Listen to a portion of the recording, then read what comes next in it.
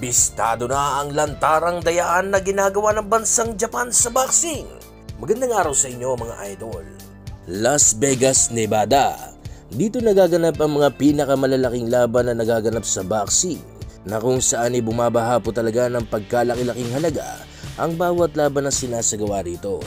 Kaya naman iasahan mo na milyong-milyong dolyar talaga ang maiuwi mo rito sa oras na ikaw ang natatanging boksingero na pangunahing manlalaban sa laban na ito. Ngayon mga idol, hindi na po kasi itong bansa na lamang ang nangangasiwa sa mga malalaking laban sa boxing, na kung saan po ay nariyan na ang Middle East na nagpapakawalan ng pagkalaki-laking halaga para sa gayon ay makakuha ng laban na dito po sa kanilang bansa idaos ang laban, na kung saan ay pinangunahan po ito ng The Zone Matchroom Promotion ni Eddie Hearn. Ito ang naging dahilan kung bakit nakilala itong Middle East na kaya ring mga siwa ng mga malalaking laban sa boxing, na kung saan ay hindi rin makatanggi ang mga promoter at boksingero dahil sa magandang offer ng garantiyang bayad. Pero kahit na ganun pa man mga idol, ay lagana pa rin naman ang kalinisan na walang bahid na dugaan sa bansang ito, na kung saan nga po ay kung minsan ay natatalo pa ang kanilang mga boksingerong pinanghahawakan gamit ang 12 rounds decision. Ngayon mga idol, ay meron po kasing isang bansa ngayon ang gustong mga siwa rin ng mga maglalakihang laban, at ito na nga ay ang bansang Japan. Naglabas na rin po kasi ang Japan ng pagkalaki-laking halaga para sa gayon nga ay makilala ang kanilang lugar na kaya ring mga siwa ng laban. At pinangunahan nila ito ng paglaganap ng mga exhibition match mula sa mga malalaking pangalan. At sa katunayan nga po mga idol, ay may nakaabang na pong laban itong ating pambansang kamao Manny Pacquiao sa bansang ito na gaganapin sa buwan ng Disyembre taong kasalukuyan. Pero kahit na ganoon pa man mga idol, laganap naman po kasi ang dayaan sa bansang ito, na pilit pong ginigipit ang mga boksingero na dumadayo sa kanilang lugar, kung saan pilit na pinapasuot ng hindi komportableng gloves sa aktwal na laban at sinasantabi ang mga kahilingan ng boksingero, lalo at kung ito ay kalaban ng kanilang kababayan. At higit sa lahat ay pilit na pinapahinto ang laban sa oras na nasa peligroso na ang kanilang kababayan. Kung tutuusin nga naman mga idol, hindi naman po talaga pang-ayawan pa ang arte ng mga Hapon na nakalaban ni Casimero, dahil kung sa bansang Amerika nangyari ang laban ng Yukinori Ogoni at Janrel Casimero mga idol, ay papahintulutan pa rin ang laban na ito sa kadahilanang hindi naman talaga sa mata naapuruhan itong si Ogoni. Mailan-ilan pa nga po mga idol na wasak na talaga ang muka dahil sa accidental headbutt, ay nagagawa pa rin ituloy ang laban dahil sa nagagawa pa naman po kasi nitong makita ang boksingero na kanilang kalaban. Ito po ang naging dahilan kung bakit naging bias na ang bansang Japan, na kung saan hindi sila basta-basta pumapayag na matatalo ang kanilang kababayan, lalo't kung meron naman silang magagawang paraan para mapahinto ang laban. Ito ang dahilan kung bakit nasilip na ng bansang Amerika itong Japan sa hindi malinis na pagtrato sa mga boksingero na dumadayo sa kanilang bansa. Ganito po kasi ang nangyari sa laban ng Janrel Casimero at Yukinori Ogoni. At para mabalik po tayo sa naging laban mga idol, ay kaya naman ihahain ko po sa inyo ang laban ng Yukinori Ogoni at Janrel Casimero.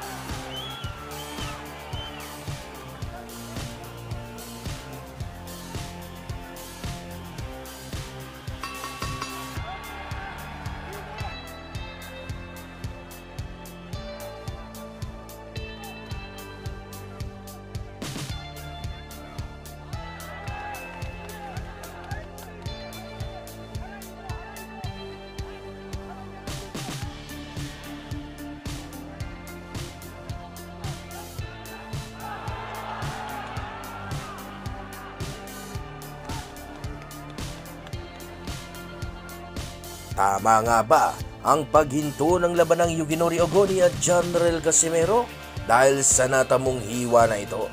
O pwede pa talagang lumaban, tinutulan lamang agad ng tagapaghatol sa laban? Ano sa tingin nyo mga idol? I-comment na po ang inyong magiging komento para sa gayon ay atin niyang mapag-usapan.